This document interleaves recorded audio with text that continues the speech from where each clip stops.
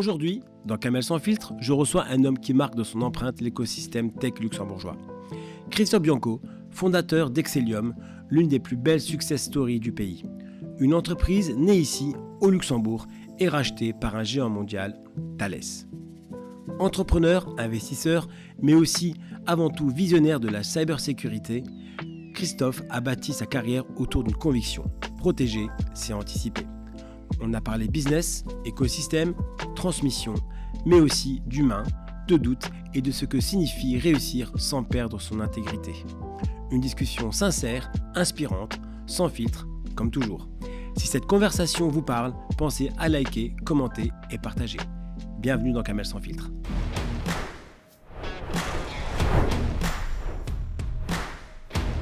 Where sustainability and social welfare are at the core of our concerns, where technological lead.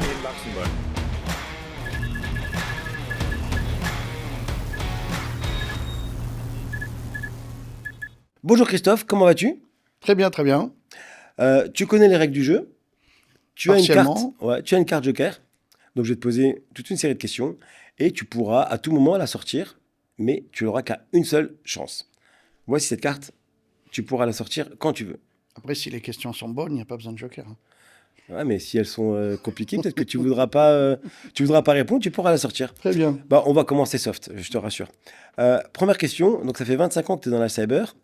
Comment tu pourrais expliquer à quelqu'un qui n'y connaît rien ton métier ? Alors, ça fait un peu plus que 25 ans, parce que j'ai commencé en avril 96 exactement. Mon métier, c'est quoi ? Mon métier, c'est principalement d'accompagner les entreprises à être résilientes. Ça veut dire quoi ? Ça veut dire être capable d'affronter des incidents cyber, informatiques, et de continuer malgré tout à faire tourner les opérations, à continuer à faire tourner la boîte. Comme on fait dans la sécurité physique, après un incendie, des inondations, des choses comme ça, c'est le pendant, mais dans le monde digital et cyber. Ça, c'est ce que tu faisais en 96. Donc avant ça, tu faisais quoi ? Oula. Avant ça, en fait, je suis arrivé au Luxembourg en 96, directement après mes études. Et j'ai commencé directement dans le secteur bancaire sur ces aspects infrastructure et cyber. Tu étais dans la partie technique ? Partie Ouais. sales. Ah ok, donc et aujourd'hui tu es 16, donc tu as commencé par la Moi, partie je suis un technique. ingénieur de formation, donc j'ai commencé à faire de la gestion de réseau informatique. Ah, tu as fait des études ? Incroyable, j'aurais jamais cru ça de toi. Faut bien détendre mais un bien petit peu. sûr, Voilà. mais bien Ok. sûr. Quel est ton premier job ? Job d'été, job étudiant ? Oula. Alors moi, je pense que j'ai eu l'avantage ou la chance d'avoir un père qui tout de suite m'a fait bosser pendant mes vacances. Ok. Et donc dès l'âge de mes 16 ans, quand j'ai bossé pas juste l'été, mais à Noël, à la Toussaint, dès que j'avais 2 semaines, je bossais principalement dans les supermarchés, Ok. parce que mon père travaillait là-dedans. Donc je fais tous les rayons, poissonnerie, surgelé, j'ai vendu des sapins de Noël, et je pense que c'est quelque chose qui est important, parce que ça te donne le goût du travail, ce qui est peut-être un des soucis qu'on a aujourd'hui, de mon point de vue. Tu as fait quoi de ton premier salaire ? Et tu te souviens combien tu avais gagné ? À 16 ans donc ? Ouais, je crois que mes premiers salaires m'ont permis de payer des dettes parce que comme j'étais étudiant et que mes parents n'avaient pas nécessairement la capacité à suivre les études que je faisais, vu que je faisais des études d'ingénieur assez loin de chez moi, je crois que ça m'a permis de payer des dettes et de mettre de côté pour financer l'année qui arrivait, quoi. Ok, donc 96, tu rentres en tant que technicien. J'ai fait mon encadreur. stage. En fait, Ouais. j'ai fait mon stage, plus mon service militaire, plus mon premier job chez Paribas à Luxembourg, parce que j'ai fait... il y avait encore le service militaire français à ce moment-là, et ça s'appelait la coopération ou le volontariat national en entreprise. Donc j'ai accompagné une boîte française à l'étranger à se développer. Donc ensuite, donc c'était directement chez BNP ou tu étais Ouais, dans directement chez un chez intégrateur ? Paribas. Paribas. Ça s'appelait Paribas. Je suis parti quand c'est devenu BNP. Et t'es parti où ? Dans une filiale d'IBM Ok. qui s'appelait Skill Team. Ah, je connais, Et j'ai monté j'ai collaboré à développer le service à sécurité. Et donc, on a beaucoup travaillé à développer pas mal de e-banking de la place à ce moment-là. Au Luxembourg, on te connaît pour avoir créé Excelium Services. Alors, co-créé. Co-créé, oui. Co-créé avec Xavier Vincent. cette société qui a une option, on va en parler encore juste après. Qu'est-ce qui t'a poussé à créer cette boîte ? Alors, ça dépend. Je peux raconter une histoire sympathique. Ah non, mais Ou... la vraie histoire. Donc, la vraie histoire, c'est que avant Excellium, j'ai travaillé moi pour une société américaine qui s'appelle Qualys. Et donc j'étais rentré parce que son patron, Philippe Courteau, qui n'est plus parmi nous, m'avait demandé de venir pour préparer l'entrée en bourse de cette société et donc de travailler sur l'Europe à préparer le réseau pour accueillir les financements qu'on obtiendrait suite à l'IPO. Et donc j'avais des stock options et donc je m'étais dit waouh, avec ça je pourrais créer ma boîte. Et le jour où il a sonné la cloche au Nasdaq, j'ai reçu ma lettre de licenciement Ok. que j'attendais, parce que comme il avait appris que je voulais partir, Philippe Courteau était quelqu'un de très carré, mais qui avait une grosse fierté, et donc on ne le quittait pas, c'est lui qui faisait partir les gens. Et donc je me rappellerai toujours, je rentrais du sport, parce que malgré mon physique, j'ai essayé de faire du sport, et j'ai reçu ma lettre T'en de faisais à licenciement. l'époque, peut-être que maintenant. J'ai essayé d'en faire, ouais. j'ai essayé d'en faire. Et je me suis dit, mais ce jour-là, il n'a rien d'autre à faire que signer ma lettre de licenciement. Et en fait, ça m'a donné un coup de pied aux fesses pour dire, maintenant, je fais quoi? Et donc, j'avais deux options. Soit retrouver un job où j'étais super bien payé, parce que j'étais super bien payé à ce moment-là, donc confort, etc. Soit de me dire, bah, tiens, c'est peut-être l'opportunité de faire quelque chose de différent et de ne pas replonger comme on le fait tous, hein, après un changement professionnel. On recommence les choses qu'on a déjà faites, même si ce n'est pas ce qui nous permet de nous épanouir le plus. Et donc je me suis dit non, je venais de passer 3 ans où je partais le dimanche soir et je rentrais le samedi matin. Ma fille venait d'avoir 3 ans, donc je venais de passer les 3 premières années où je n'étais pas trop à la maison. Et je crois qu'à la même période... on était sur la terrasse de notre maison et puis un avion passe dans le ciel et ma fille de 3 ans dit « Ah, il y a papa !» Ouais. Donc je me rappelle, ça m'avait quand même un petit peu interpellé. Et donc je dis non, je ne veux pas repartir dans un truc international, être patron Europe et Middle East again et ne jamais être là. Et d'être un pot de fleurs quand tu rentres, parce que comme tu n'es pas là tout le temps, ben, quand tu rentres, tu es un pot de fleurs. Et donc je me suis dit, mais quoi faire? Et donc... pendant ces 3 années, j'avais proposé à Xavier Vincent, mon partenaire, de développer une activité cyber avec un partenaire que j'avais en France dans la boîte où j'étais et qui voulait venir s'installer au Luxembourg. Et Xavier avait travaillé sur le plan et tout, et puis ça s'était pas fait pour plein de raisons. Et en discutant de qu'est-ce qu'on pourrait faire, ben on est arrivé à la conclusion de dire mais pourquoi on ne recréait pas la boîte dans laquelle on était avant, hein, parce qu'avant on collaborait ensemble, mais on le fait pour nous. Et c'est comme ça que j'ai démarré Excellium. Donc, généralement, là, quand j'ai des discussions avec les entrepreneurs qui rêvent tous d'être entrepreneurs, moi, je ne rêvais pas d'être entrepreneur. C'est juste qu'à un moment donné, on s'est dit, mais on a tout le temps travaillé comme des malades pour des boîtes, avec un concept aujourd'hui où tu as beau avoir bien bossé, contribué, peut-être du jour au lendemain, il y a des choses qui changent, on te met dehors. Et on s'est dit, ben, on va travailler pour nous, on va créer notre petite boîte, PME, dizaine de personnes, qui fait 3 millions d'euros par an. Et puis avec ça, on est maître de ce qu'on veut. On réunit une équipe, parce que je pense qu'on ne crée rien tout seul. Et puis on prend du plaisir, quoi.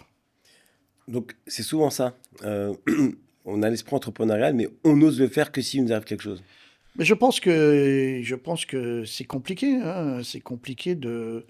On s'installe dans des zones confortables. Moi, je prends toujours l'allégorie de la grenouille dans l'eau chaude, hein, c'est-à-dire que tu es dans l'eau chaude, elle continue de chauffer, mais tu es dedans, donc tu t'en aperçois pas. C'est quand tu sors que tu dis, mais qu'est-ce que je faisais là-dedans, quoi.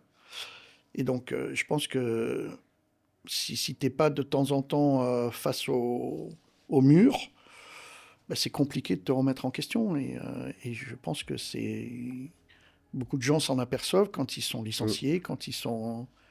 alors qu'on les a portés au sommet tout le temps. Et en fait, comme on ne s'est pas préparé, ben, on a, surtout les hommes, on a un problème de remise en question et de redémarrage. Tu penses que les femmes, c'est plus facile? Elles le font plus facilement? Je sais pas, Oui. je veux peut-être pas, mais moi je vois, j'ai une armée de collaborateurs, et moi aussi j'ai été concerné. Quand j'ai un de mes collaborateurs qui se sépare, la façon dont il vit ça n'a rien à voir avec la façon dont nos collaboratrices qui se séparent vivent la chose. Elles sont plus contentes. C'est ça? Non, je sais pas, mais C'est peut-être parce qu'elles sont contentes de plus bosser avec toi. Je te le dis, mais en fait, c'est Non, pareil. mais je dis pas qu'elles séparent de moi, elles séparent de leur conjoint. Oui, ouais. Ah, Hein, et je trouve que, oui, elles sont plus résilientes. je pense. Oui. Ouais, c'est intéressant. Je rentrerai pas dans ce débat-là parce que tu sais, à chaque fois, Non, dès mais qu'on bon, parle de... j'en fais pas une généralité, Non. mais je constate Ouais.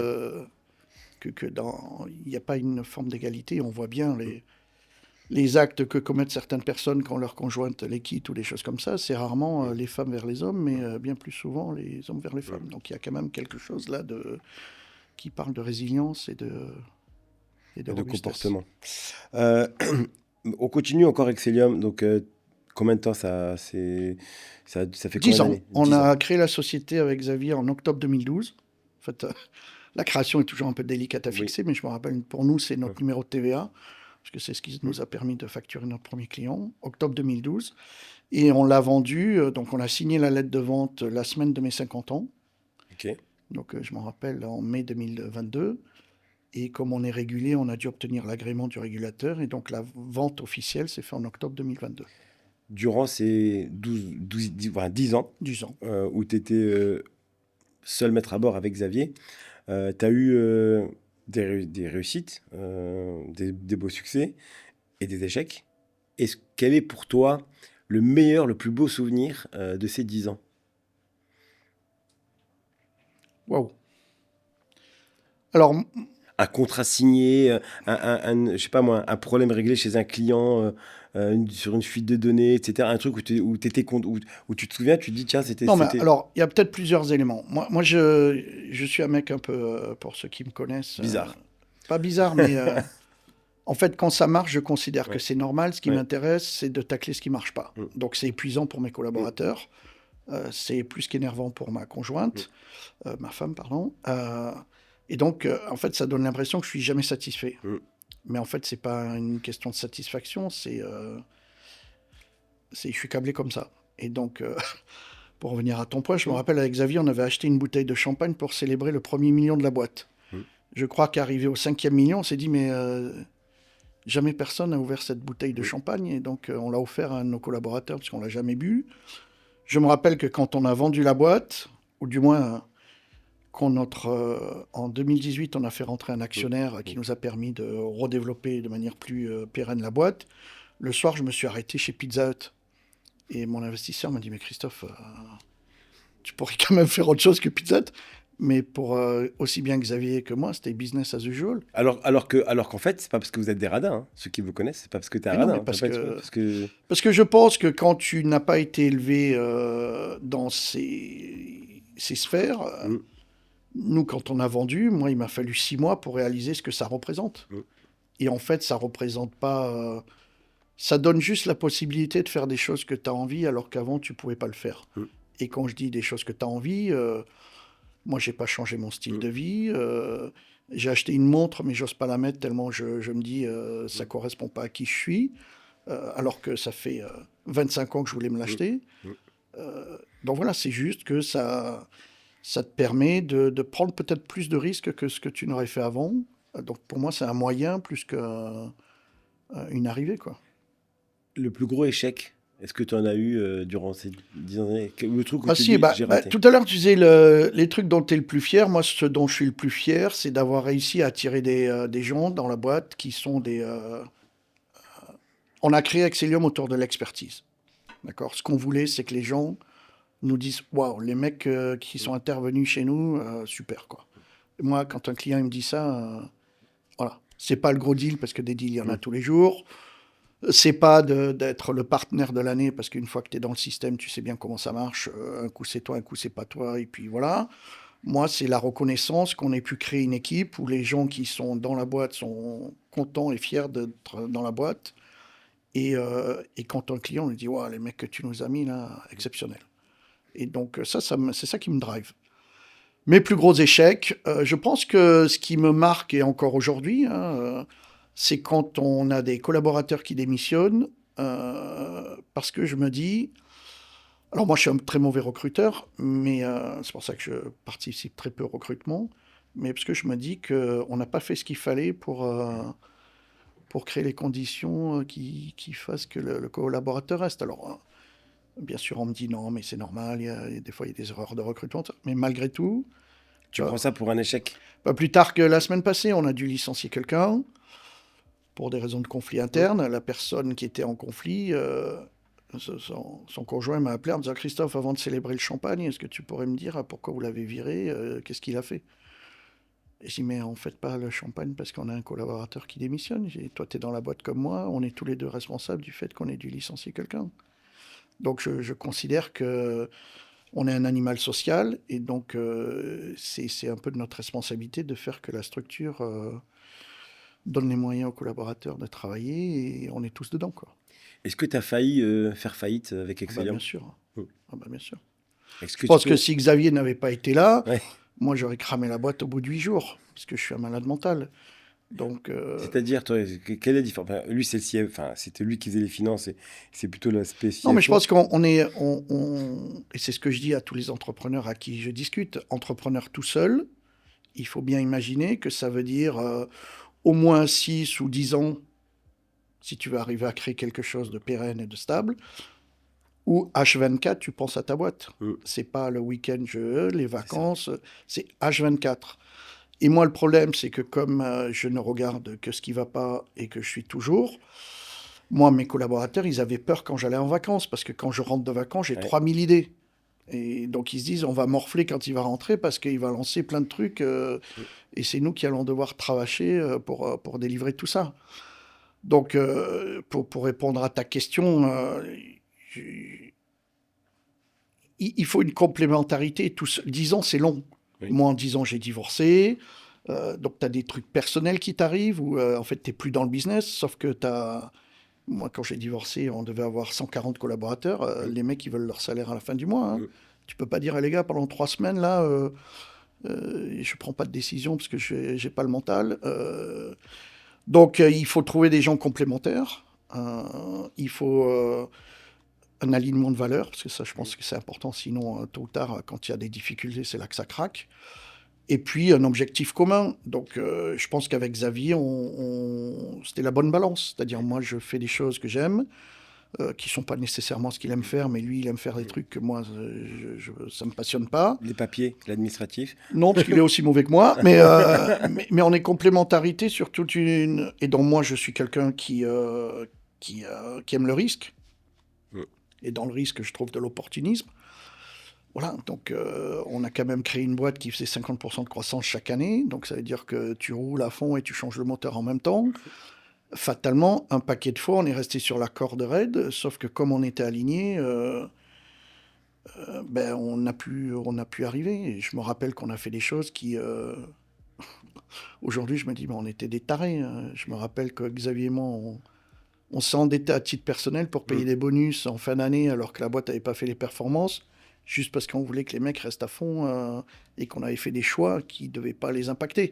Donc quand tu racontes ça à des investisseurs ou à des mecs, ils disent « mais vous êtes des malades mentales » ou mentaux même. Mais je pense que c'est ce qui a fait qu'on a un noyau dur aujourd'hui chez Excellium et que je pense qu'on peut être fier de ce qu'on a accompli, du mindset avec lequel on l'a fait. Donc revente en 2022, c'est ça? Octobre 2022, oui. 135 millions d'euros.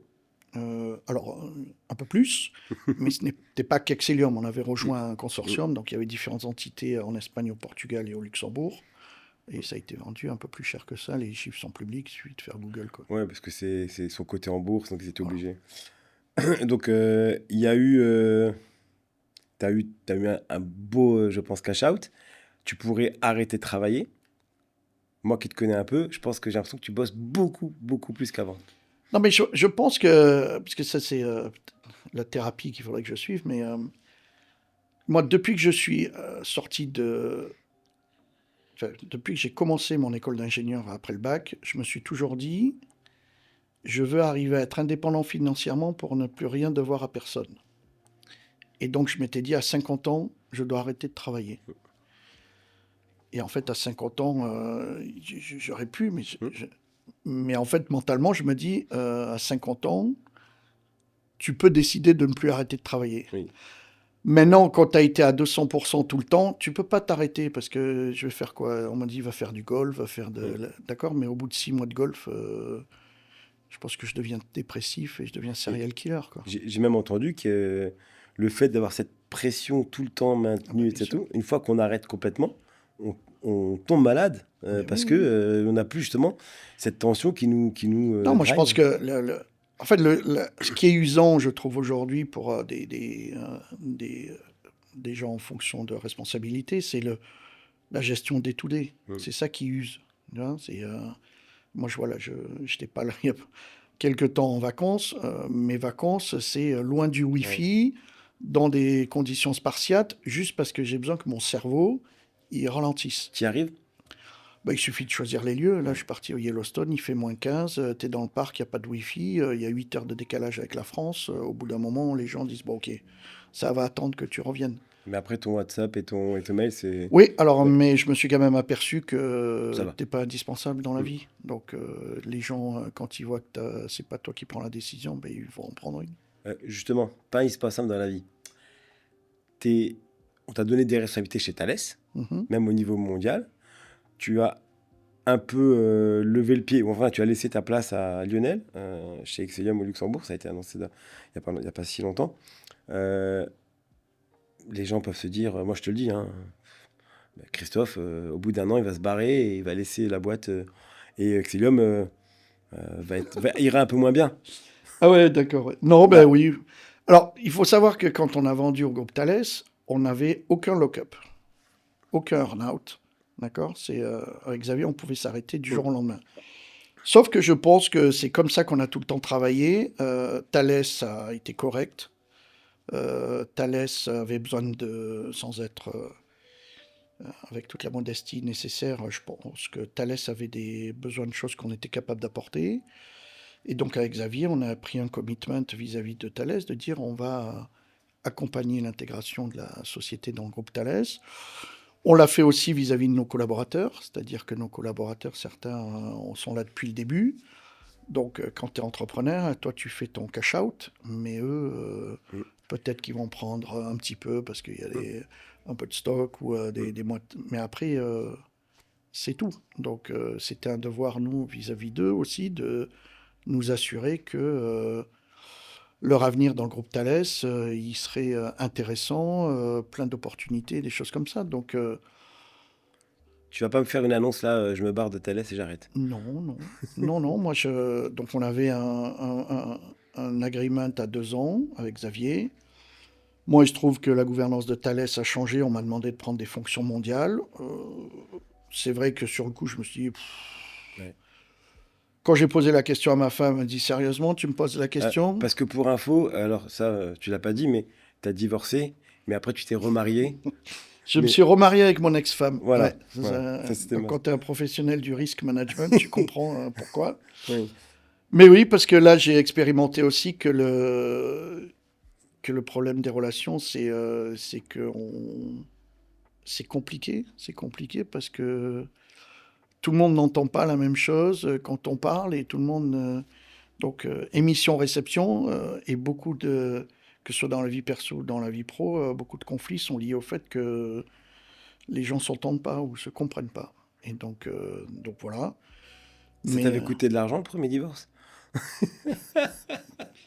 Parce que non, le deuxième risque de faire mal, hein, si t'as pas fait de contrat de mariage. non, Hein. mais j'ai fait un contrat de mariage. Mais alors s'il y a bien une chose qui est claire, moi quand je me suis divorcé, j'avais une fille. Mm. Donc l'argent n'était surtout pas le sujet.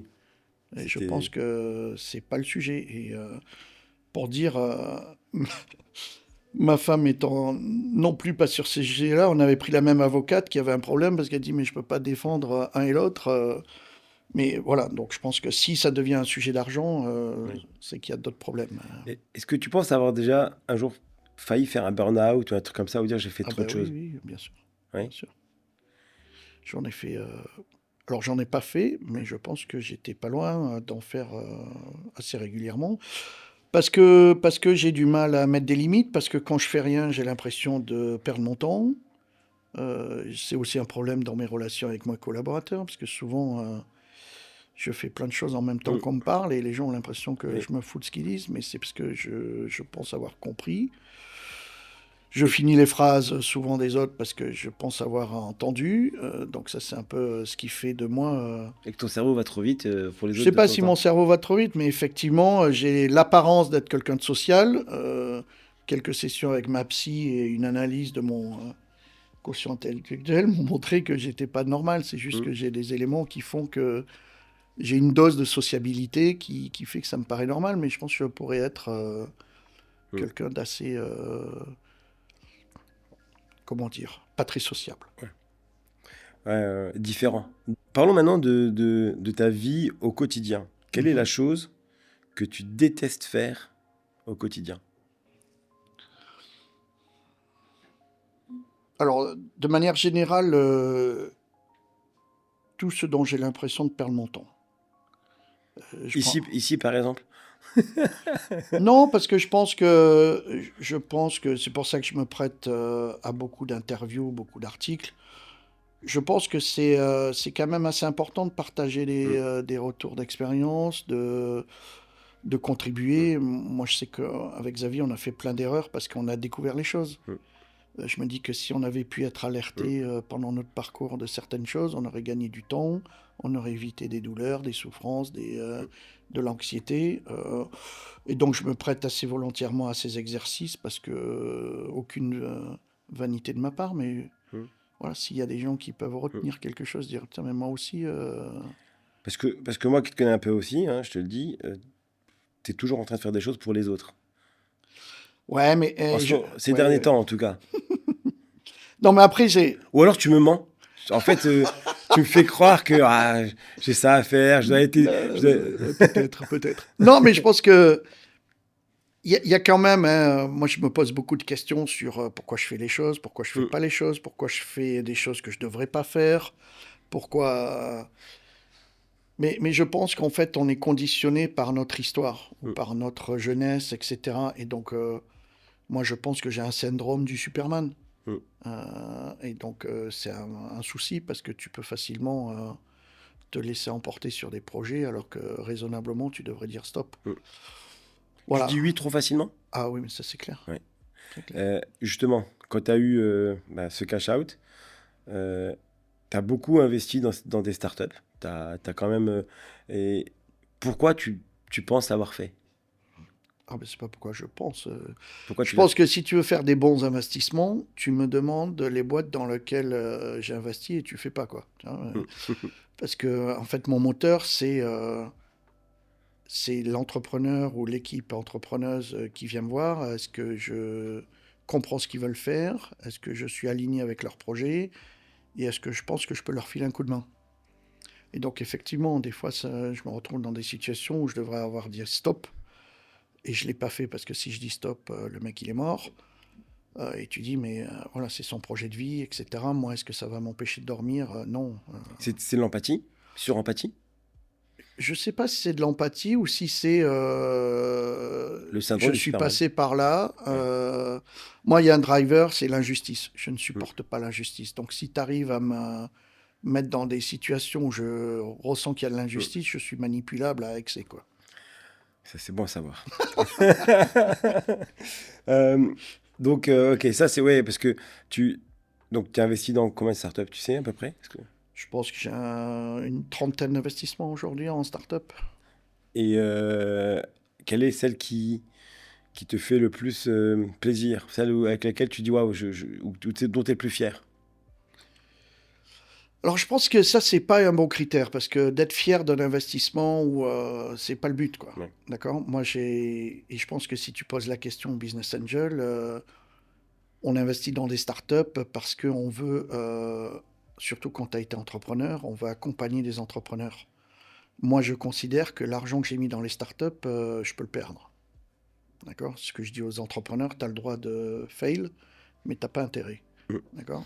Mais donc après, il n'y a pas de fierté, c'est leur projet. Toi, tu as fait un investissement. Moi, j'ai fait un investissement parmi 30. Il y a une startup qui meurt. Sauf que la personne qui meurt, c'est son projet de vie. Donc ceux où je suis le plus fier, c'est les fighters, quoi. c'est ceux où ils rencontrent des difficultés, les mecs, ils lâchent rien et ils se battent et tout ça. Ceux-là, tu as envie de leur filer un coup de main parce que tu dis, putain, mec, tu galères trop tout seul, là. On peut pas te Mais, laisser tout seul. mais généralement, les fighters, c'est pas ceux qui ratent, hein. Ah ben, moi, je trouve que c'est paradoxalement, ils sont pas nécessairement les plus successful pognon parce que c'est pas ça qui les drive. Mais c'est des exemples de vie que moi, souvent, je sollicite pour les faire parler à des conférences ou quoi, parce que c'est d'eux qu'il faut apprendre. Euh, Durant ta carrière, est-ce qu'il y a une personne avec qui tu dis plus jamais de ma vie je bosserai? Et je veux un nom, mais je veux Non, pas mais- de joker. Ouais. Alors, je pense que, parce que j'ai entendu ta question là, dans le podcast avec Alex, je pense que bien évidemment, il y en a plein. Maintenant, je pense que le monde professionnel, ce n'est pas le monde personnel. Et autant tu peux avoir cette posture dans le monde personnel, autant dans le monde professionnel. C'est des situations qui font que... Alors oui, il y a peut-être des gens où physiquement ou comme ça, y a pas... Mais si je prends un exemple, Patrick Ita. Hein, Patrick Ita, Tu peux pas bosser avec lui, tiens. non, mais sans le connaître, il était le patron de Didata, Didata, qui est donc devenu un NTT. concurrent Oui, tout à fait. d'Excelium. Que je connais bien d'ailleurs. Voilà. Donc fatalement, ce mec-là, pour moi, il incarnait la compétition. Tu vois, donc on a essayé C'était de... pas son côté un peu trop parisien? Non. Non, je plaisante. Non, mais je le connais pas beaucoup, mais Ouais. il incarnait pour moi la compétition. On a Ouais. essayé de faire des deals avec eux, on n'a pas fait, on a perdu. Et puis en fait, il se trouve que dans notre parcours, on s'est retrouvé dans une formation de coaching, tu vois. Ok.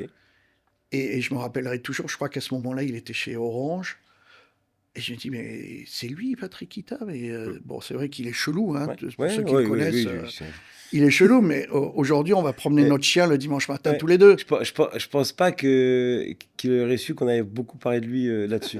Mais juste pour la petite histoire, toi et moi, moi je voulais, c'est pas que je pouvais pas te saquer, c'est que il y a quelques années, j'avais dit bon moi, Excellium, c'est bon, je bosse pas avec eux pour une petite histoire qui, d'ailleurs c'était un gros malentendu, et c'est lui qui m'a Ah oui. dit, et oui, c'est lui qui m'a dit, je me souviens, on était dans un petit déj. Non, mais c'est ce et il que m'a je... dit, tu dois aller lui parler parce Ouais. que c'est vraiment pas ce que Mais tu ce que crois. je veux dire par là, c'est que tu as des perceptions parce tout à que fait. tu as des gens qui disent, donc tu dis.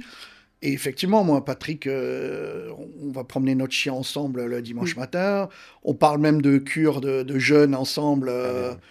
Tu vois, donc je me dis là, il faut faire attention parce que ça peut créer une intimité suspecte. Mais voilà, donc ce que je veux dire, après, je pense que dans le monde professionnel, moi, c'est ce que je conseille à nos collaborateurs qui nous quittent. Hein, il faut toujours être propre parce que tu sais pas ce dont demain sera fait. Et quelqu'un qui travaille dans une boîte concurrente aujourd'hui, demain, il sera peut-être dans la même boîte que toi, les choses comme ça. Après, moi, là où je suis peut-être... j'oublie pas, c'est les comportements inadaptés, que ce soit personnel ou professionnel. Ça, j'ai un peu de mal. Les lignes rouges. Les lignes rouges, oui, voilà, je pense l'intégrité, la responsabilité. Moi, je sais que tous nos clients peuvent m'appeler directement sur mon téléphone quand il y a un problème parce que j'estime que c'est notre job, quoi. On n'est pas... Justement, là, vraiment dans ton cœur de métier, parce que là, la partie entrepreneur, la partie investisseur, on pourrait en parler des heures, plein d'anecdotes que tu peux raconter. Tu es dans la cybersécurité, il y a eu beaucoup d'attaques qui ont été faites. C'est des histoires assez croustillantes à chaque fois. Je pense que de hacking, etc., du social engineering. Est-ce que tu pourrais me raconter une petite anecdote assez intéressante? Tu vois, je sais pas moi, il y a une telle attaque qui a été faite sans citer forcément de nom, parce que je te connais, tu ne citeras jamais de nom de client. Je dirais pas un grand groupe d'électricité ou des choses comme ça. Mais je sais pas. Est-ce que tu as des choses que tu aimerais partager? Je peux partager un trait général parce que je passe quand même beaucoup de temps à faire de la sensibilisation de dirigeants sur ces problématiques, d'étudiants, etc. Et en fait, si tu discutes avec les professionnels de chez nous, il y a une forme de lassitude. Parce que toi, ce que tu considères croustillant, nous, on est fatigués de voir un manque de maturité, une naïveté qui font que tu as des situations qui arrivent où T'as beau dire que les mots de passe, c'est important, les mecs, ils mettent des mots de passe en bois et ils se font cartonner parce que il n'y avait pas de mot de passe. Et le responsable sécurité, 2 semaines avant, t'avait dit non, mais nous, on a des politiques de mots de passe strong, enlevez-nous ces contrôles-là. Et puis c'est comme ça qu'ils se font cartonner.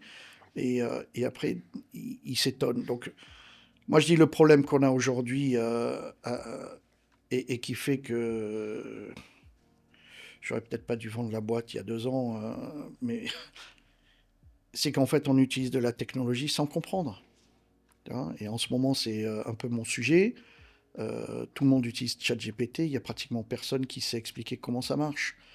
Et donc, le problème de ça, c'est quoi? C'est qu'il y en a qui s'intéressent à comprendre comment ça marche, et ceux-là abusent le système. Et donc, toi, au bout du fil, si tu es naïf comme un lapin là, qui est éclairé dans un champ, eh ben, c'est toi qui vas manger. Il y a quoi comme problème, par exemple, qu'il peut y avoir sur ChatGPT au niveau Ben, risque cyber? non, mais je prenais, j'écoutais, là, c'était ce matin, je crois, quand ChatGPT a sorti l'histoire avec Gilby, là, d'accord? Hmm. Tout le monde met ses photos perso là pour avoir une photo Gilby, Hmm. mais vos photos perso, elles sont récupérées par ChatGPT. Oui. Et les mecs, qu'est-ce qu'ils vont faire avec? Ils vont s'en servir. Il y a une option, normalement, dans ChatGPT, Ouais, où tu bien tu sûr. parles. Mais c'est comme depuis qu'on a GDPR où tu marques Ok. j'accepte et je suis conscient que mes données vont être traitées. Il n'y a personne qui lit ça, d'accord? Non, mais il y a une option pour D'accord, désactiver. mais qui l'utilise? Ouais, ça, c'est... Voilà, personne l'utilise, d'accord? Donc tant qu'on aura ça... En fait, le problème, c'est que d'un point de vue technologique, on essaie de rendre la vie facile des utilisateurs pour avoir de l'adoption massive. Et donc, à côté de ça, on a des gens qui font les choses, qui ne comprennent pas ce qu'ils font avec. Donc, ceux qui comprennent, eh ben, c'est eux qui peuvent abuser du système. Et aujourd'hui, dans le monde cyber, tu n'as pas besoin d'avoir les plus gros muscles. Il te suffit d'un ordinateur et d'être intéressé par ce que tu fais pour pouvoir abuser. Je rappelle qu'il y a quand même une demoiselle qui a donné 800 000 euros à un mec parce qu'elle croyait que c'était Brad Pitt. Donc c'est malheureux pour elle, mais c'est malheureux pour nous d'avoir ce niveau de naïveté dans une économie digitale. Tu as aussi donné de l'argent à des C'est vrai. startups qui t'ont fait croire qu'il était Brad Pitt. Excellente remarque. Mais on apprend de ses Et erreurs, c'est pourtant, ça qui est mais c'était important. brave type. Ouais, non, non, mais je pense que moi, ce que j'aime dans cet écosystème entrepreneur, c'est les gens qui osent prendre du risque. Mm. C'est tellement facile aujourd'hui de ne pas prendre du risque, à rester pépère dans son job. Voilà, les mecs qui se disent, moi, je fais all-in pour essayer de faire quelque chose, ben voilà. Et est-ce que tu as plus de copains maintenant que les gens pensent que tu es multimillionnaire? Oui, ça, j'en ai beaucoup, des copains. Mais je pense, ma plus grande... comment dire? Je comprends pas que les gens comprennent pas que le mec qui t'a pas parlé pendant 10 ans, qui t'appelle, dit, ah, salut Christophe, comment tu vas? Tu pourrais me filer un coup de main, là, j'ai un projet, je voudrais savoir si ça tient la route. Tu dis, ouais, sans problème.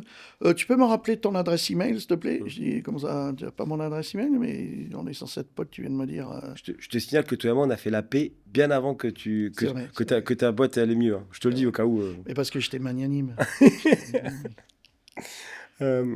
Maintenant, quelle est la chose qui te drive le matin quand tu te lèves? Et quelle est la chose qui te dit, waouh, je me réveille pour ça? Parce que, Alors déjà, je me réveille difficilement, hein, donc Ouais. moi je suis un homme de la nuit plus qu'un homme du matin. ah ouais, Yes. genre Mais, t'es un mec de la nuit. non, non, j'aime bien travailler Ouais. dans le calme quand il n'y Ok. a personne. Ben moi, en fait, c'est les trucs qui m'excitent intellectuellement. Je crois que c'est ça qui me drive. Moi, j'ai besoin de... C'est pour ça aussi, enfin, quand on me dit pourquoi tu as vendu ta boîte, parce que je pense que quand on est un peu réaliste par rapport à qui on est, il y a des gens qui sont faits pour lancer des boîtes, pour développer du business, et il y a des gens qui sont faits pour gérer des boîtes. Et moi, je ne suis pas un mec pour gérer des boîtes. Parce que les fiches Excel, ça ne m'intéresse pas, parce que la routine, ça ne m'intéresse pas. Et donc, tout l'enjeu, c'est d'essayer de s'entourer de gens qui sont capables de ça. Et tout à l'heure, tu disais, Excellium, ça va se casser la gueule, ou je sais pas quoi. Je pense que le job d'un entrepreneur, quand il a monté une boîte, au bout d'un moment, c'est plus sa boîte. Moi, les 200 mecs ou les 200 personnes qui ont rejoint Excellium, c'est la boîte de ces 200 personnes. Donc, quand toi, tu sors parce que tu as fait ton exit, tu as une responsabilité, c'est de t'assurer que cette boîte, elle va être pérenne et assurer la relève, hein, parce que quand tu as été pendant 10 ans, comme moi, omniprésent dans un comité de direction et les gens savent que à la fin, si tu n'es pas content, c'est toi qui vas dire on fait comme ça, parce que je ne suis pas très orienté démocratie dans une boîte. C'est souvent comme ça. On veut avoir disons, le consentement de tous.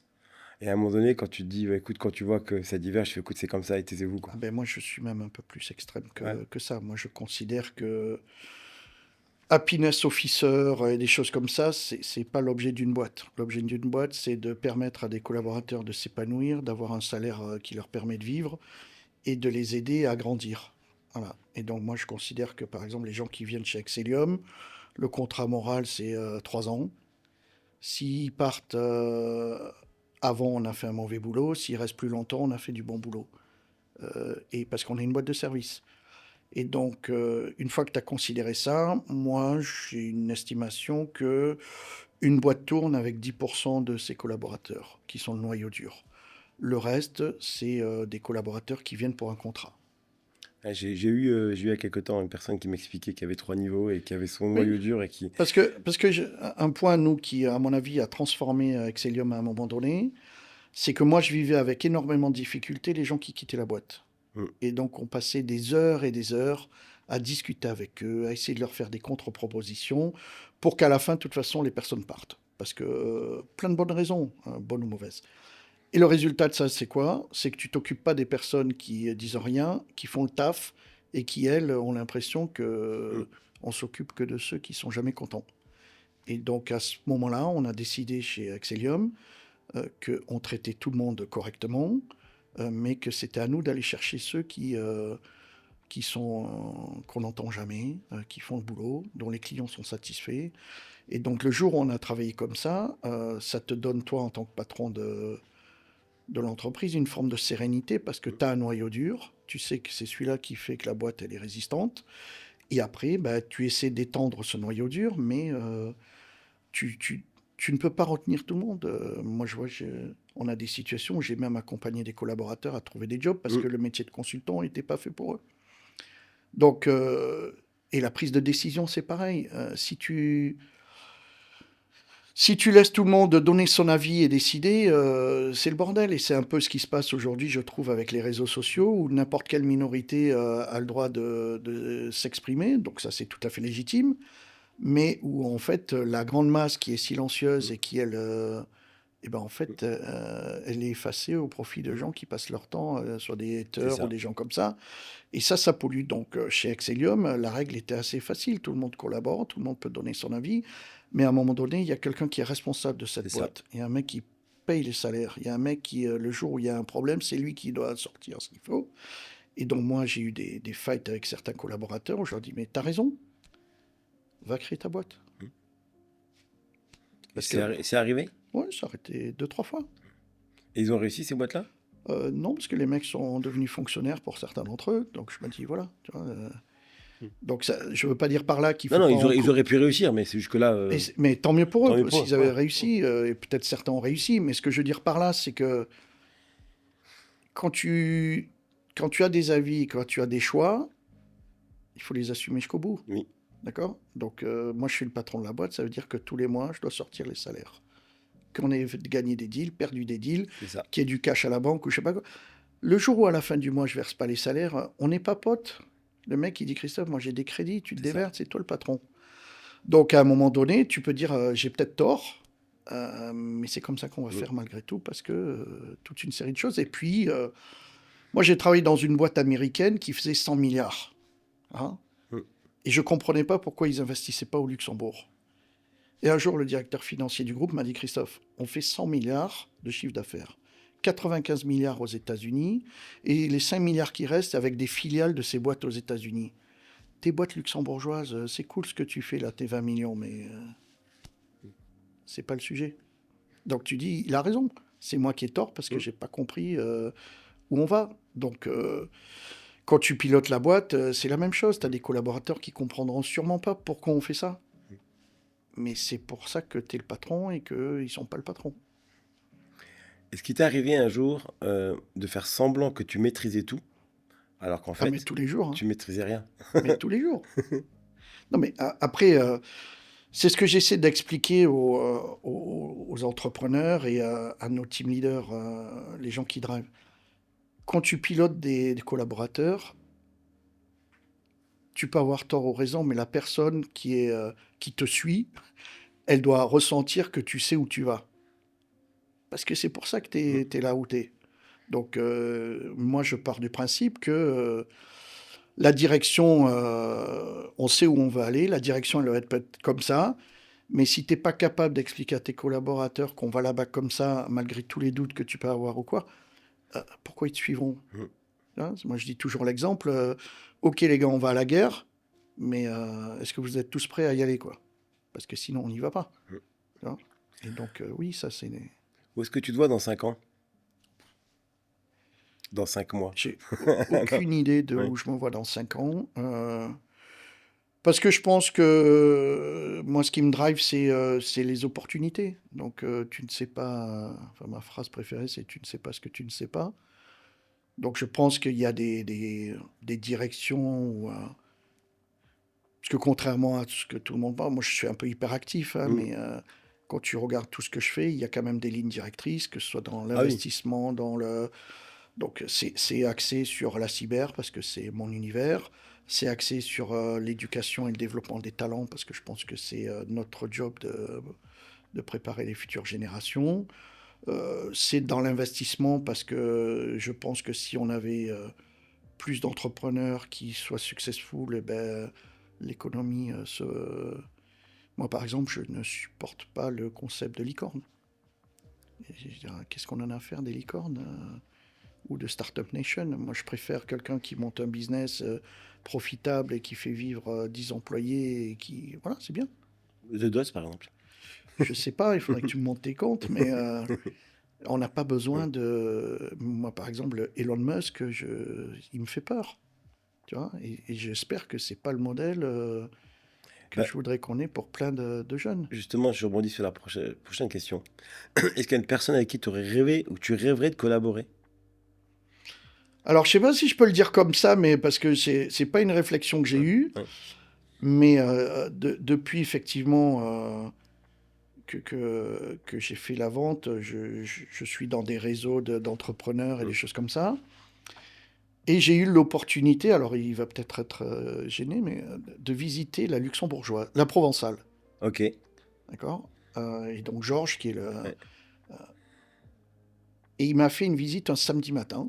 Pour ceux qui connaissent pas la provençale, explique ce que c'est. Ah oui, ben, la provençale, c'est en gros une des boîtes qui livre pratiquement tous les restaurants de la place. Et En produits frais, produits frais, donc fruits, viande, légumes, fruits et poissons. légumes, poissons, etc. Et donc c'est à Le Delange. Et j'étais dans un dîner où j'ai fait une présentation à la cyber et je me suis retrouvé assis à côté de Georges. Et en discutant, il me dit, bah, si tu veux, tu viens, je te fais visiter la Provençale. Donc je dis, ah ouais, cool. Donc il me dit, tu viens un samedi matin. Je dis, ok, cool. À 8h du mat. Ouais, Ok, super. cool. Donc j'y suis allé à 8h Surtout du toi mat. qui est Qui très n'est pas du matinal. matin. Tu vois, et dans le week-end, c'est là où j'essaie de recharger un peu. Et je suis arrivé là, il était déjà en train de bosser avec ses équipes, avec un agriculteur, etc. Énorme. Et on a passé 4 heures, il m'a montré sa boîte, où je pense qu'il peut t'expliquer tout dans le détail. Pourquoi c'est cette porte-là, combien il y en a en stock le jour où il y en a une qui casse. Et j'ai trouvé en fait une passion. Je me dis, putain, mais ce mec-là, ça m'exciterait de travailler avec lui, quoi. Tu vois? Et je dis, pourtant, c'est pas de la tech. Ouais. Alors que je côtoie des gens dans la tech dont le projet, c'est de faire un pot de fleurs qui parle tout seul. Tu vois? Je me dis, mais quel est l'impact de ce mec-là alors que... Il fait vivre, il a énormément d'employés. Mais c'est hallucinant. Il a, je crois, 70 corps de C'est métiers ça. différents, Oui, tout à fait. etc.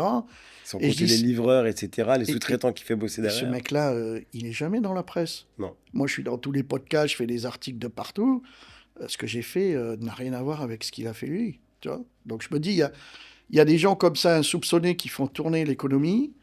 Si tu vas pas les chercher, c'est pas les gens qui cherchent la lumière, mais c'est eux qu'on devrait mettre en évidence parce que c'est eux qui inspirent. Ben, tu vas m'aider à l'avoir dans ce Ah, podcast. ça. mais je pense que tu... Euh, relation client. Toi, tu es quelqu'un qui a toujours des... Enfin, à la base, c'est Ecos. Sans pas très péjoratif, mais tu es passé un mais je sales. suis Mais fier d'être... voilà, mais ceux qui ils pensent que tu es un sales. à la base. Ah, mais c'est ça qui est intéressant, c'est que comment on passe d'un geek, entre guillemets, à quelqu'un qui est... Alors que tu dis, t'es pas sociable, t'es quand même un ovni. Non, mais moi, je suis pas un sales. Ouais. Les gens croient que je suis un sales, okay, mais voilà. je suis pas un sales. Xavier est un sales. Xavier est un sales. Xavier, il est capable de closer des deals. Moi, je me rappelle, au tout début d'Excelium, j'étais en vacances au Mont-Saint-Michel. Un client nous appelle pour dire, bon les gars, c'est pas pour vous, quoi. Et pour nous, c'est un deal méga critique. Xavier, il a rappelé le mec. 2 heures après, on avait le PO dans la boîte aux lettres. Je sais que c'est un crevard au niveau marketing. C'est pas un crevard. Ouais. qui veut toujours négocier. Il dit même en ayant quand il est en non, mais c'est pas un crevard. C'est pas un crevard, et c'est ce que j'explique à beaucoup de gens. C'est on a toujours géré la boîte. C'était nos sous. Mais on a toujours géré la boîte en disant est-ce que c'est... Je prends un exemple. Ce matin, j'ai voulu acheter un œuf de Pâques. Il faut que je le dise. Je suis allé dans un magasin où l'œuf de Pâques est à 80 €. C'est un œuf de Pâques comme ça. Ma fille, en une demi-heure, elle a mangé. Je regarde pas habituellement. Mais là, je dis 80 €. C'est abusé. D'accord ? Et se rend pas compte. T'as acheté un œuf de Pâques à 80 € à ta fille. Ouais. Donc, c'est pas le 80 €. Oui. Non, je ne l'ai pas acheté. Ah, tu n'as pas acheté. J'ai pas acheté. Oui. D'ailleurs, j'ai même fait mieux parce que comme j'ai des potes qui viennent au barbecue et qui veulent emprunter l'appareil photo de ma fille, je dis ramène-lui un œuf de Pâques. mais non, mais je trouve que en fait, et c'est un peu ce qui me saoule dans les startups en ce moment, c'est on célèbre les levées de fonds. Mais la levée de fonds n'est en rien un succès. C'est le début de quelque chose, d'accord ? Et ce qui est dangereux, c'est de laisser penser à l'entrepreneur que le million qu'il vient de lever, c'est pour qu'il change sa voiture, qu'il achète des nouveaux bureaux ou je sais pas quoi. C'est pour distiller et développer la boîte. Et donc, quand tu dis ça, je vois Xavier, aujourd'hui, on est dans un groupe financier dont les finances sont autre chose que Excellium, et il a la même attitude que quand c'était notre argent. C'est on dépense de l'argent pour les choses qui font du sens et pas pour les choses qui n'ont pas de sens, parce que à gaspiller, au bout d'un moment, t'es mort. Justement, là, on parle de...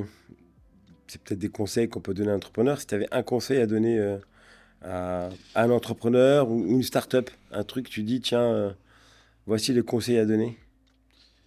Alors moi, j'ai 2 questions chaque fois que je rentre en discussion avec des entrepreneurs, même si c'est pas lié à du financement. C'est pourquoi tu fais ça et c'est quoi ton plan d'exit. Le pourquoi tu fais ça, parce que si c'est pas clair pour toi pourquoi tu fais ça, quand tu vas commencer à prendre des collaborateurs, des execs ou des choses comme ça, si c'est pas clair dans ta tête, c'est là que vont apparaître les divergences. Et ça m'est déjà arrivé d'avoir une session d'une demi-heure avec 2 cofondeurs. Je leur pose cette question-là, ils reviennent 15 jours après en disant on a arrêté. Parce qu'on ne pensait pas la même chose, sauf qu'ils ne se le sont jamais dit. Et deuxièmement, c'est quoi ton exit ? Parce que ça aussi, il faut que ça soit clair. Tu vois, tout le monde peut avoir ses raisons. Il y en a qui veulent être millionnaire, l'autre il veut être le chef du monde, l'autre il veut être le futur Bill Gates. J'ai pas de jugement là-dessus. Mais si c'est pas clair dans ta tête, tu viens pas voir d'investisseurs, tu recrutes pas des gens. Si le projet est pas clair, pour que les gens adhèrent à ton projet, il faut qu'il soit clair. Donc si t'as pas déjà toi clarifié ça dans ta tête, tu vas dans le mur. Et donc toutes les raisons qui sont je veux être le chef, je veux être indépendant, je veux pouvoir profiter de mon temps libre. Tout ça, c'est pas la réalité. Quand tu es entrepreneur, c'est H24 pendant au moins 5-6 ans. Tu auras autant de patrons que tu as d'employés. D'accord ? Moi, aujourd'hui, j'ai 200 personnes qui attendent que je prenne les bonnes décisions. Donc, tu n'es pas libre. D'accord ? Quand tu es en vacances, tu lis tes mails, tu réponds à ton téléphone s'il y a des merdes, parce qu'on attend ça de toi. Donc, l'entrepreneuriat, c'est pas... c'est pas la panacée. Non, mais moi, ce qui me choque un petit peu, c'est que on a l'impression que c'est fun, Startup Nation, c'est fun, mais non. Moi, j'ai autant de respect de la boulangère où tous les matins, 7h30, je vais acheter mon croissant, où elle est là tous les matins, depuis 5h, elle a préparé son truc. C'est autant valorisant que... Justement, revenir à la Startup Nation, quelle est la chose qui te plaît le plus dans notre écosystème et la chose qui te plaît le moins dans notre écosystème ? Je pense que ce qui est agréable à Luxembourg, c'est la proximité des gens. C'est-à-dire qu'il n'y a pas ce qu'on pourrait voir dans certains pays avec des protocoles, de la politique, etc. Je pense que la taille du pays fait qu'il y a une forme de pragmatisme qui rend les choses beaucoup plus simples à mettre en œuvre. Moi, je sais qu'il y a au ministère de l'économie quelqu'un qui s'appelle François Thiel, qui a été le meilleur ambassadeur d'Excelium dans nos actions à l'étranger, parce que il a toujours répondu présent quand on avait besoin de montrer que on faisait partie de l'écosystème luxembourgeois et je me rappelle qu'il a fait des choses, venir à des dîners juste pour montrer que il est là, et pour nous c'était capital, tu vois. Ce qui me plaît un peu moins, je pense que c'est parce que je deviens vieux et sûrement un peu con, mais c'est Alors, tu vieux, deviens oui. vieux et devenir... Bref. Non, mais ce qui me fatigue, c'est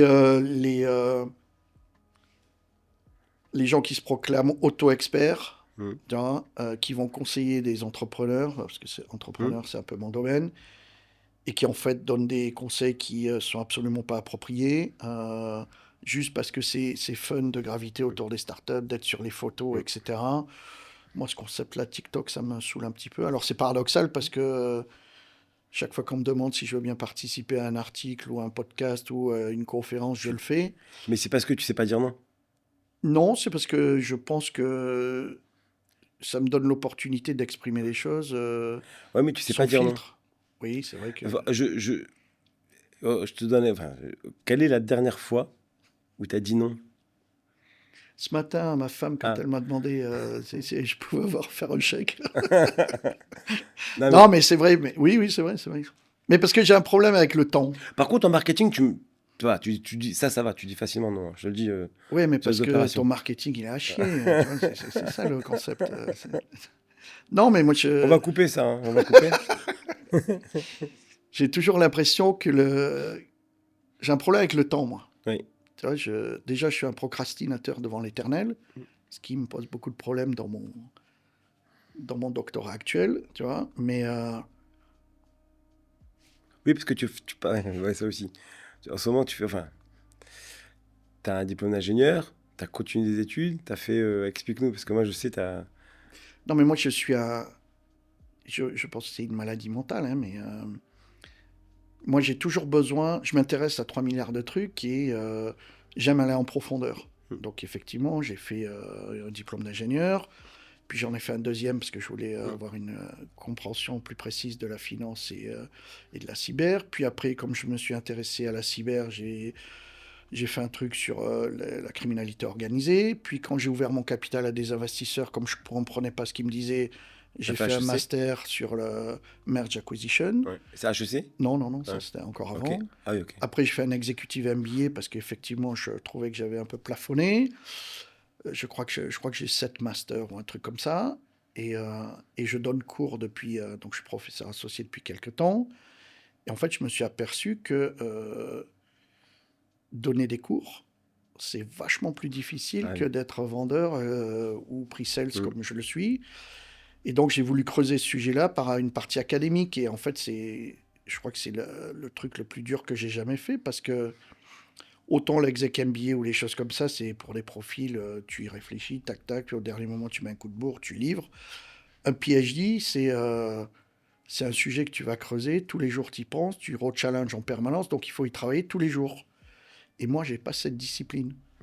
Et donc, je pense que j'ai 2 ans de retard là, sur ma thèse en ce moment. Et la dernière fois que le superviseur du programme a fait un point de revue avec mon superviseur de thèse, je m'étais dit, c'est bon, ils vont me couper la tête, ils vont me dire, Christophe, sympa, mais t'as pas le temps, on sort du programme. Et mon superviseur de thèse dit, non, moi j'ai confiance en Christophe, il va délivrer tout ça. Et donc je dis, bon, ben, ok Christophe, on te donne le go, tu peux continuer. Et puis là, je leur ai dit, vous savez, moi à votre place, je me serais viré, quoi. Mais en fait, je trouve ça passionnant parce que j'ai vu que ça a changé déjà mon style d'enseignement. Ça te permet d'être un peu plus... cette réflexion académique, même si elle est compliquée pour moi, parce que moi je suis un mec de pragmatique et plutôt un practitioner. En fait, quand tu prends tes décisions basées sur des faits et sur des choses concrètes, ça te permet d'être beaucoup plus à l'aise avec tes choix. Alors que moi, je travaille essentiellement à l'instinct historiquement, quoi. Et je trouve que c'est passionnant, en fait. C'est passionnant. Maintenant, concernant un peu ton passé, si tu avais un conseil à donner au Christophe adolescent, ce serait quoi? Déjà, je regrette rien. Mm. Alors, c'est exagéré peut-être, Oui. je regrette 2-3 trucs. Je pense à Plus passer une une certaine quoi? certaine copine. Non, mais, Non. non, mais souvent on me pose la question, je discute avec des mecs qui disent « Ah putain, si j'avais su, j'aurais fait ça. Mm. Ça. » Je dis « D'accord, mais Xavier et moi, on a été capable de créer Excellium parce qu'avant, on a travaillé pour plein d'autres boîtes Ah oui. et on a appris plein de trucs qui nous ont permis de ne pas faire les mêmes erreurs. Donc, je pense que, de toute façon, un, tu ne peux pas réécrire le passé. Et deux, il faut en faire une force plutôt qu'autre chose. Donc, bien évidemment, avec tout ce que j'ai appris aujourd'hui, je recommencerai, je ferai une boîte que je vendrai vite pour avoir un premier capital et me relancer. Mais c'est une présentation que j'ai faite il y a quelques temps. Hein. L'âge moyen des entrepreneurs successful aux États-Unis, c'est 42 balais. C'est pas 24. Ah. Tu vois. Donc, quand tu vois ça... J'ai 42 ans. C'est Ouais. le moment, je crois, c'est le moment. Ouais, mais bon, après, il y a des exceptions. mais ce que je veux dire par là, c'est... C'est le moyen en plus. Hein. Oui, c'est une moyenne. Mais la beauté d'aujourd'hui, c'est que tu peux la barrière à l'entrepreneuriat dans notre domaine tech, elle n'existe plus. Mm. Mais ça en fait la difficulté. Parce que tout le monde peut faire un truc avec de l'IA aujourd'hui, sauf que si 90% de ce que tu fais, c'est dépendant de ChatGPT, tu n'as rien créé. Mm. Moi, aujourd'hui, dans l'activité d'investisseurs que j'accompagne, tous les mecs qui viennent avec des trucs sur l'IA, ça ne nous intéresse pas. Justement, c'est quoi qui t'intéressent? Ben, c'est comme Quel tout. domaine? En fait, j'apprécie ce métier-là parce que c'est comme on a fait chez Excellium, c'est-à-dire c'est quoi les besoins des clients, c'est quoi les problématiques. Est-ce que ce que tu amènes là règle un problème, apporte une solution? Si c'est pas le cas, c'est cool, mais c'est pas un sujet.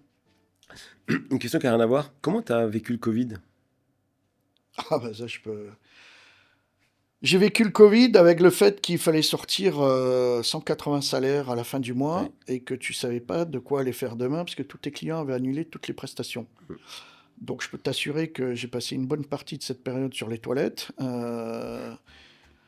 Et puis deuxièmement, je l'ai pas mal vécu parce que moi, dans l'adversité, je vois des opportunités. Donc je suis quand même assez à l'aise avec ces situations un peu tendues.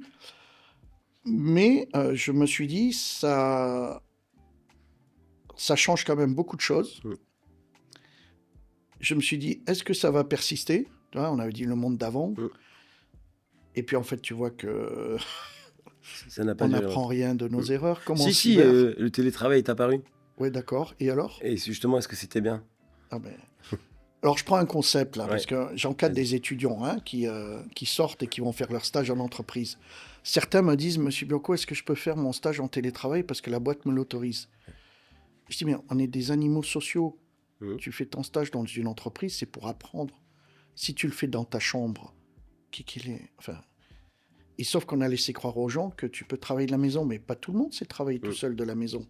Donc je pense que là, encore une fois, comme le Happiness Officer Trend et des choses comme ça, on fait penser des choses à des gens qui ne sont pas la réalité. Alors, D'ailleurs, petit détail, toutes ces boîtes Microsoft & Co là, qui Elles avaient dit reviennent 100%, c'est les premières aujourd'hui à interdire le c'est télétravail. ça. Et justement, est-ce que tu penses pas que être contre le télétravail, c'est pas un truc De vieux cons. d'entrepreneur, non, ou de vieux con, ouais. Non. Moi, je suis pas vieux, je suis pas con, et pourtant je suis contre. Ouais, je suis pas d'accord avec tes affirmations, mais non, mais moi je pense qu'il n'y a pas à être pour ou contre, d'accord? Moi, le premier, il y a des après-midi, je sors du bureau Oui. parce que j'ai besoin de m'isoler. Oui. Mais je suis tous les jours au bureau parce que en tant que patron, je veux sentir l'entreprise, je veux sentir les problèmes, je veux être là quand il y aura des trucs. Quand mon collaborateur là, il a un problème.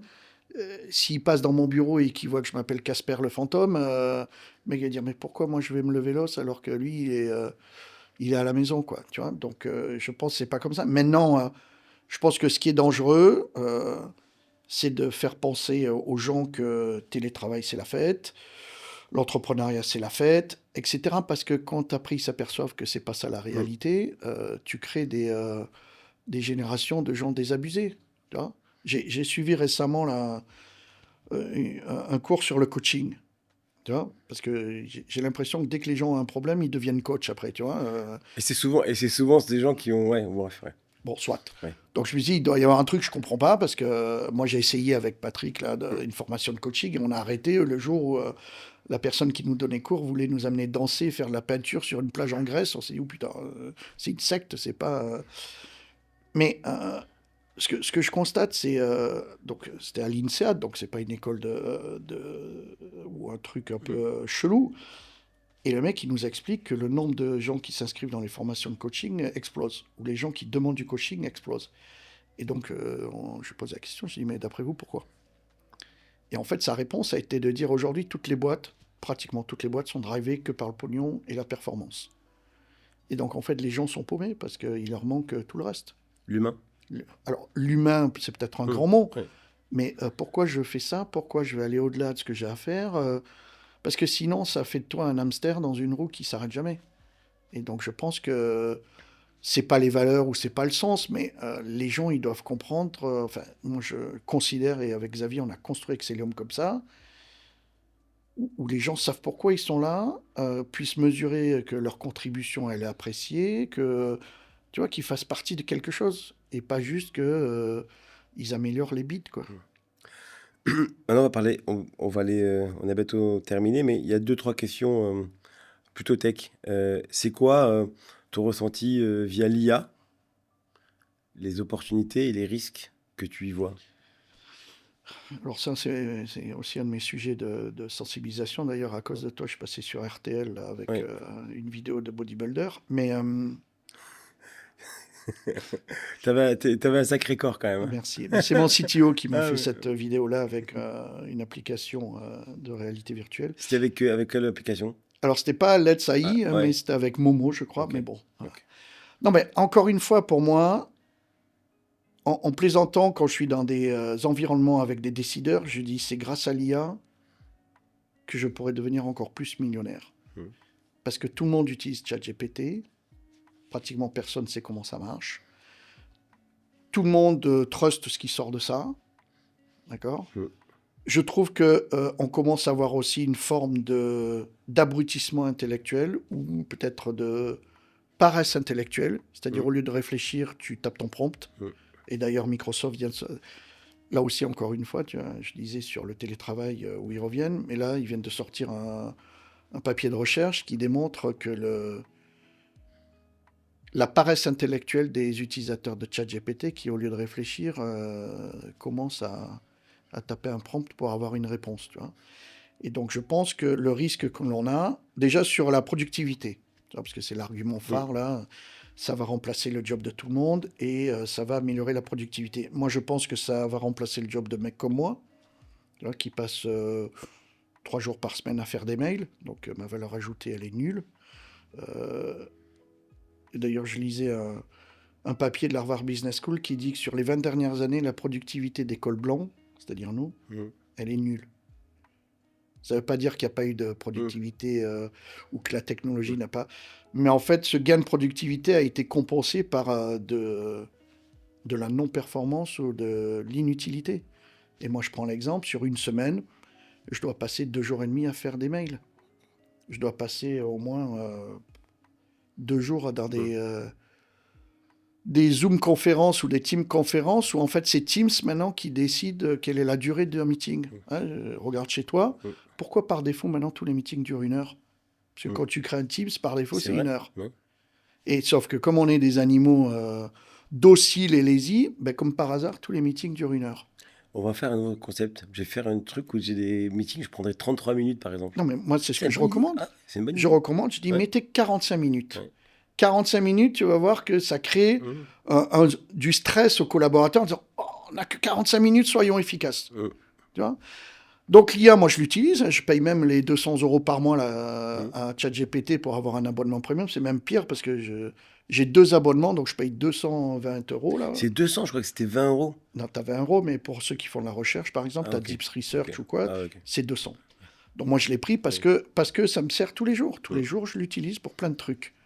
Mais je trouve que si tu l'utilises sur des domaines que tu ne maîtrises pas et que tu le trustes, ça ressemble à la vérité, ça a l'air super bien écrit, mais quand tu creuses, il y a des problèmes. Donc moi, je l'utilise pour mon brainstorming, pour structurer les choses. Des fois, je lui dis, l'autre jour, ma fille vient me voir, elle me dit, papa, je fais une fresque sur la Révolution française. J'ai dû chercher les 10 plus grandes dates de la Révolution française. Regarde, tu peux me dire si c'est bien ça? Tu vois, toi, tu étais papa, quoi. Tu vois, tu as quand même vendu une boîte. Tu peux pas dire, chérie, je sais rien. Donc, tu dis, attends, je finis de déjeuner, reviens me voir dans 20 minutes. Tu vois, toi, tu fais de ChatGPT, c'est quoi les 10 plus grandes dates? Et puis, quand elle revient, tu compares. Ah, mais là, tu as oublié celle-là. Tu vois? Et là, elle me dit, oh, papa, qu'est-ce qu'il est fort, papa. Tu vois. Voilà. Mais, donc, elle connaît ChatGPT. mais bien sûr, tout le monde Moi, le mien, l'utilise. 8 ans, il Mais utilise regarde, ChatGPT. dans ton truc TNT Teens, là, il y a 15 jours, Ouais. d'accord? J'avais un petit jeune, là, je pense 12 ans. Donc, je pose ma première question, parce que le but, c'était l'intelligence artificielle. Est-ce que c'est elle qui vous utilise ou c'est vous qui l'utilisez? Et le gamin, il me dit, mais moi, j'ai fait un test de maths et j'ai eu 18, mais c'est ChatGPT qui l'a fait à ma place. Tu vois? Donc, je dis, OK. Et donc, t'en tires quoi? Tu vois? Parce que le jour où tu auras vraiment besoin des compétences que tu as fait dans l'exercice, c'est que tu les as pas. Tu vois? C'est comme là, je vois toute la population des mecs sur LinkedIn là, qui t'expliquent comment tu deviens millionnaire, tu vois? Ouais, Parce qu'eux, ils sont devenus millionnaires. Je me suis dit, mais si tu es millionnaire, qu'est-ce que tu fous sur LinkedIn encore à vendre des trucs à 10 euros là? Et les mecs, ils t'expliquent que les posts qu'ils font, en fait, ils vont chercher les thèmes avec de l'IA, ils le font écrire par l'IA, et après, ils font gérer les réponses par l'IA. Tu dis, mais quel est l'intérêt que je te suive? Tu vois, moi aussi, j'ai ChatGPT. Il fait ça que pour gagner de l'argent. Mais enfin, je veux dire, ça n'a aucun intérêt. Donc, pour moi, l'IA, ça va être un outil comme un autre. Ceux qui vont s'en sortir, c'est ceux qui vont apprendre et comprendre à le maîtriser. Moi, par exemple, là, ce que je veux former mes collaborateurs à l'usage de ce type de techno. Tu vois, et je prends un autre exemple. Si tu te rappelles, quand ChatGPT est sorti, Sciences Po a dit, on ne l'utilise pas à Sciences Po, c'est interdit. Je me souviens. Moi, ma fille, elle est à l'ISL à Luxembourg. Elle a 14, l'année passée, elle avait 14 ans. Il y a un module qui s'appelait Comment mieux apprendre avec ChatGPT. Tu vois, entre les deux options. Parce que qu'est-ce qu'on voit, nous, dans la cyber?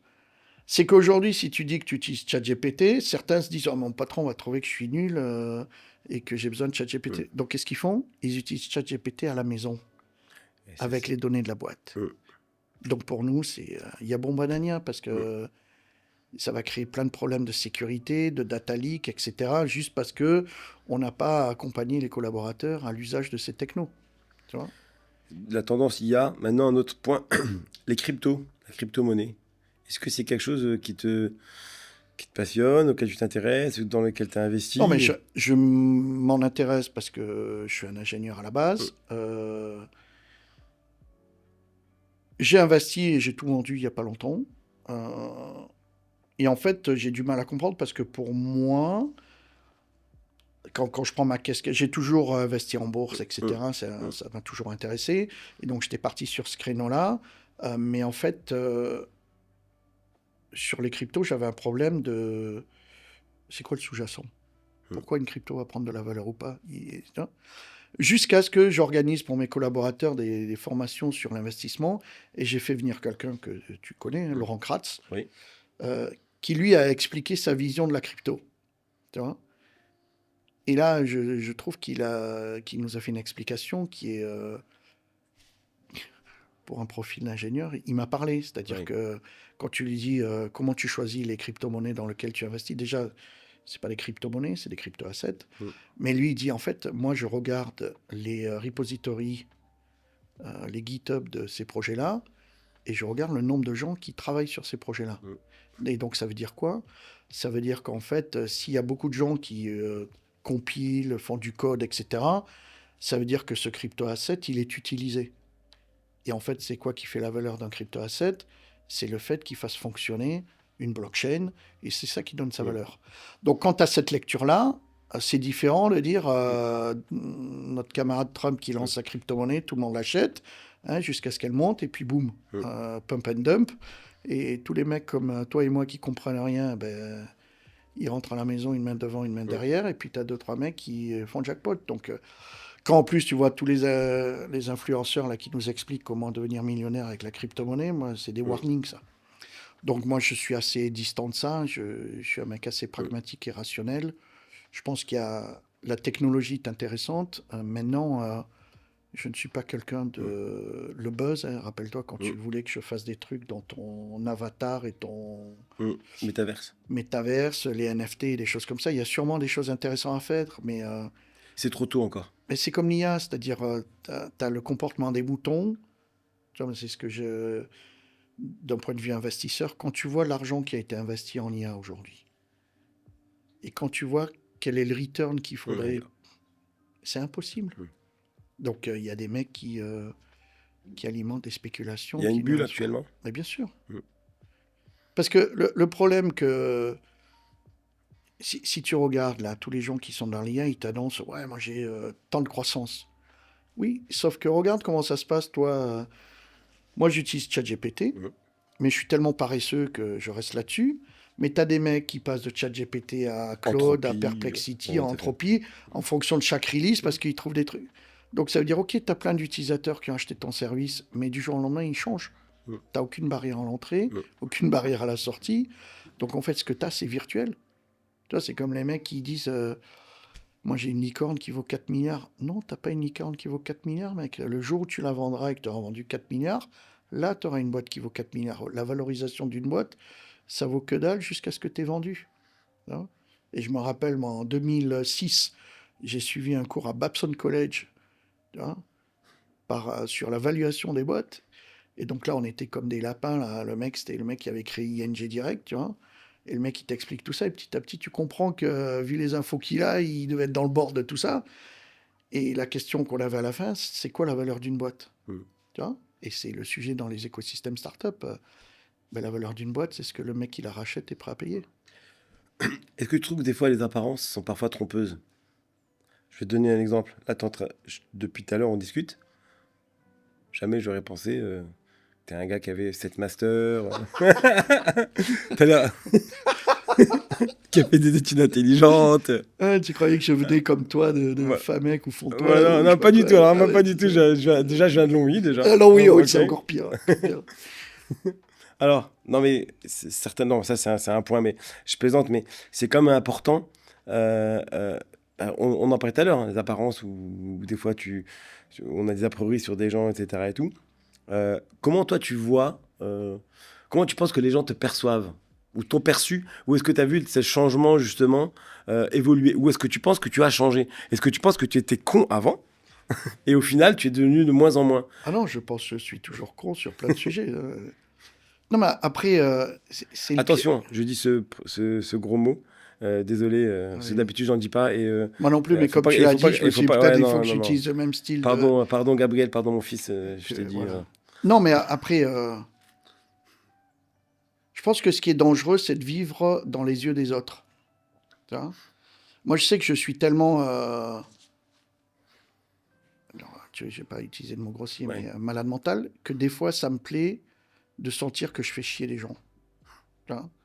J'ai même... à de multiples reprises, proposer à des gens qui me proposaient un projet, de dire, écoute, je ne vais pas le faire, mais tu sais, va en face, va voir Patrick Ita, là, et tu lui dis, Christophe, il est prêt à faire ça avec nous, juste pour que le mec, il dise, non, je veux le faire à moi-même. Ça me fait plaisir, ça, tu vois, de manipuler ces trucs-là, mais... non, mais je pense que... enfin, ça veut dire quoi être con? Ça veut dire être pas aligné avec l'autre. Donc, moi, il y a plein de côtés de ma personne, oui. Mais est-ce que tu penses que tu as changé? Tu changes parce que les expériences de la vie te font apprendre des choses. Donc après, la différence, c'est est-ce que tu apprends ou est-ce que... Tu vois, moi, j'utilise toujours la même citation à mes étudiants d'Einstein qui dit la folie, c'est de recommencer les mêmes choses et d'espérer un résultat différent. Tu vois. Donc après... le problème, c'est pour des populations comme nous, chrétiennes, latines, la flagellation, c'est quand même un sujet qu'on aime bien, tu vois. Mais donc moi, c'est marrant parce que là, je suis rentré dans un programme de senior leadership développement chez Thales où j'ai fait des assessments là. Et hier, on avait un débriefing de mes assessments. Effectivement, quand tu vois mon profil, tu te dis putain, le mec, il y a des trucs à bosser, quoi. Tu vois. Mais je me dis, moi, j'ai 53 balais. Tu vois, donc il y a des choses que j'ai pas envie de changer, quoi. Je sais que je devrais, mais par exemple, par exemple, un truc que je sais pas faire, c'est si tu me saoules, tu vas le voir dans mes yeux, quoi, direct. Ah je oui, fais zéro effort à essayer de... Donc là, on m'a appelé il y a 3 jours, j'ai fait une photo avec un événement, et la personne me connaît, elle me dit, putain, quand j'ai vu la photo, j'ai vu que ça te faisait chier d'être sur cette photo, et j'arrive pas à... Dans le visage, ouais, ça c'est... Voilà. Donc ça, le seul truc que je suis prêt à travailler, et c'est le sujet de ma discussion avec la consultante en question, c'est que dans mon attitude, parfois, et très souvent vis-à-vis de mon entourage personnel, mon attitude peut être blessante. Par exemple, moi, je suis quelqu'un d'assez cynique, tu vois. Et moi, pour que tu me fasses changer un comportement, il faut que, tu vois, que ça me fasse mal. Ou que je me dise, putain, il a raison, l'enflure, quoi, tu vois, je vais changer.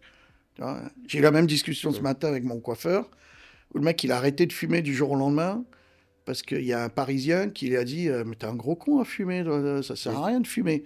Et le mec, ça l'a vexé, tu vois, parce qu'il a une faible estime du mec en question, ça l'a vexé, du coup, il a arrêté de fumer. Et tu dis, mais tu vois, c'est quand même fort de café de t'arrêter de fumer parce qu'un mec que tu estimes pas te l'a dit. Tu vois.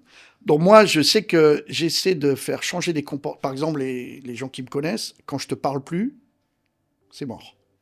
C'est-à-dire que j'estime que ça sert à rien que je te parle. Je suis allé au bout de ma patience. Je te ferai plus de remarques, même si ce que tu fais, c'est n'importe quoi. Parce que Mais du coup, je suis fatigant parce que je suis derrière toi sans arrêt et je fais des remarques pas très malignes des fois.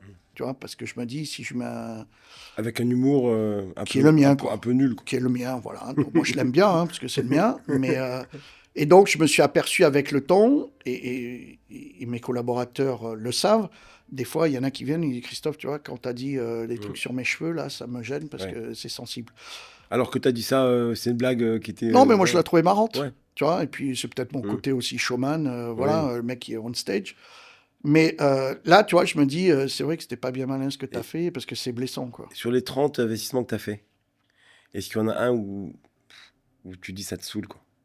Ah ben oui, mais enfin, moi, j'ai de plus en plus cette pensée de dire les bons entrepreneurs, ils n'ont pas besoin de moi, et les mauvais, de toute façon, ils m'écouteront pas. Donc, je ne suis pas sur leur dos. En fait, s'ils ont besoin de moi, on a un WhatsApp, ils m'appellent, j'essaie de l'aider. S'il n'a pas besoin de moi, il n'a pas besoin de moi. C'est sa boîte, c'est pas la mienne. Et il y en a avec qui, justement, tu n'as plus envie de parler, là? Ah oui. Mais j'ai même trouvé que dans cet univers où on a fait croire aux entrepreneurs que l'argent est gratuit, des fois, c'est quand tu coupes le robinet que les mecs, ils deviennent meilleurs, tu vois. Moi, j'ai des mecs qui m'ont appelé, ils me disent, Christophe, tu peux payer mon abonnement Amazon parce que j'ai pas d'argent. Je dis, va trouver des clients. Je suis un investisseur, je suis pas...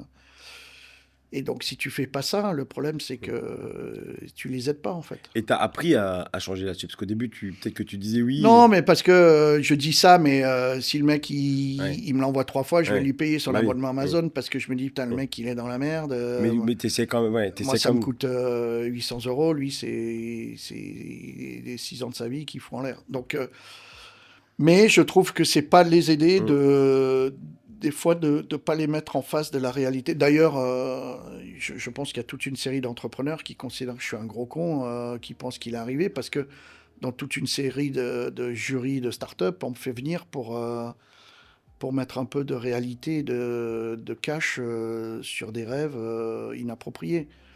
Et c'est là où ça revient à ce que je te disais. Des fois, je fais des remarques à des entrepreneurs, je me dis, ok, t'es content de toi, mais tu aurais pu peut-être le faire différemment pour que le mec, il sorte de ça avec quelque chose et pas juste impacté parce que tu lui as mis un low kick, quoi. Donc, mais je pense qu'on n'aide pas les gens à leur faire croire. Moi, par exemple, ce que je dis aux entrepreneurs que je finance, une fois que je t'ai financé, je veux plus te voir dans un événement start-up. Oui, c'était justement. Alex, chose à faire, si tu vois dans le podcast avec Alex, il expliquait que l'erreur qu'il avait faite lui, c'était de croire que. Oui, je me rappelle. Il expliquait être dans les potes, enfin être justement dans la lumière et c'est tout, alors que derrière il fallait aller chercher les clients. Chercher les clients. Oui, tout à fait. Parfait. Il me reste encore 2 questions. Qu'est-ce que tu penses que ton entourage dirait de toi si tu n'étais pas dans cette pièce? Alors, ça dépend à qui tu poses la question. Si tu poses la question à ma mère... Alors, ta mère. Pose-la d'abord. Ta mère dirait quoi? Qu'on a trouvé qui est Dieu, quoi. Elle t'aime tant que ça? Non, mais je pense que ma mère, elle manque de vigilance dans son appréciation de l'animal. Elle est marseillaise, je crois, non? Non, elle n'est pas marseillaise. Mais par exemple, ma mère est à son 5e ou 6e mariage, tu vois, par exemple. Donc, elle a manqué de vigilance un paquet de fois. Mais non, mais en fait, je pense que pour 98% des gens, je m'en fous de ce qu'ils pensent de moi. Les gens que j'apprécie, par contre, effectivement. Là où je suis peut-être pas bon, c'est... là, je viens de passer une semaine safari photo avec ma fille de 16 ans. J'ai découvert une qualité de relation qui n'était peut-être pas celle que j'avais avant, tu vois, là, tu sors de la semaine où tu dis, je suis quand même un gros con, il y a des trucs à travailler, quoi, tu vois. Donc après, c'est dans ce monde du paraître, je pense que ce qui est compliqué pour les gens... moi, par exemple, les gens qui viennent me dire « Ah putain, super ce que tu as fait là, Excellium », ça me gêne, parce que j'ai rien fait d'extraordinaire, j'ai juste bossé comme un malade, j'ai eu la chance d'avoir les bons collaborateurs, on a saisi les bonnes opportunités. Voilà, t'as pris des risques, parce qu'on n'est pas rentré dans l'histoire de la vente, que je connais un petit peu, etc. Mais si tu prends pas de risques, mec, voilà, c'est la vie. Après, il faut être sûr que quand tu prends un peu trop de risques, il y a des mecs qui sont là pour te rattraper par la culotte ou des choses comme ça. Mais moi, je considère pas que j'ai fait des trucs exceptionnels. Donc, t'as eu des gens qui t'ont justement rattrapé par la culotte, ou des gens des mentors, parce que des gens qui te conseillent. Qui, par exemple, parce que... En fait, c'est marrant. Je parlais de Monsieur Courteau là, qui est décédé. Alors, c'est étrange, mais lui, par exemple, ça a été un modèle pour moi de ce que je voulais pas être. Ouais. Tu vois ? Donc, tu peux avoir des modèles positifs ou négatifs. Et je pense que tes modèles, tu vas les chercher ou tu es attentif à ceux qui comblent des faiblesses que tu as.